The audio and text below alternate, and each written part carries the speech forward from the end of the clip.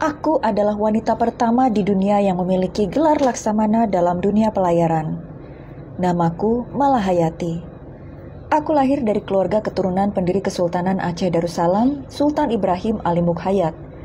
Ayahku, Laksamana Mahmud Ali, merupakan seorang laksamana di Angkatan Laut Kesultanan Aceh.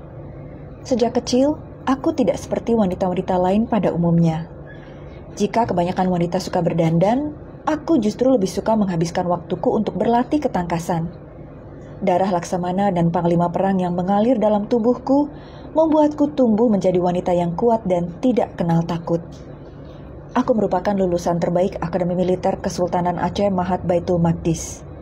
Setelah suamiku meninggal dunia saat menghadapi pasukan Portugis di Teluk Haru, perairan Malaka, aku ditunjuk oleh Sultan Alauddin untuk menggantikan posisi suamiku. Saat itu, aku ditunjuk sebagai komandan istana sekaligus panglima protokol istana.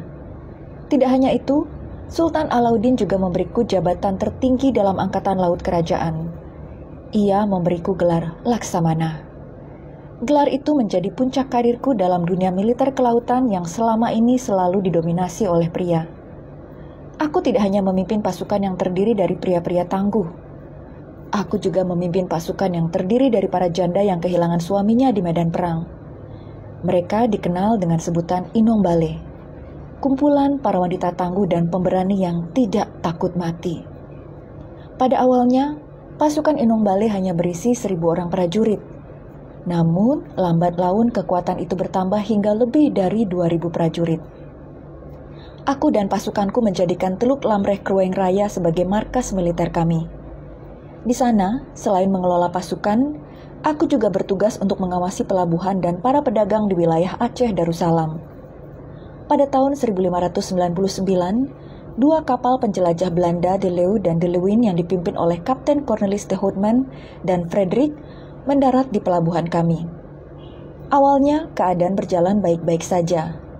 Namun, lama-kelamaan benih pertikaian mulai muncul akibat tingkah laku orang Belanda dan hasutan orang Portugis.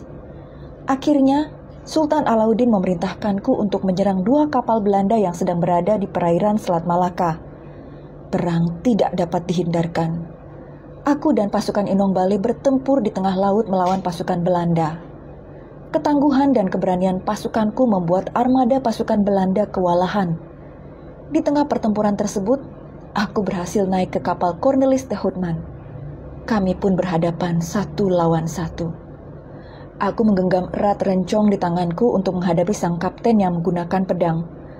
Duel sengit tidak terhindarkan. 11 September 1599, aku menikam Cornelis de Houtman dengan rencongku, dan bersama dengan itu, pasukanku berhasil mengalahkan pasukan Belanda.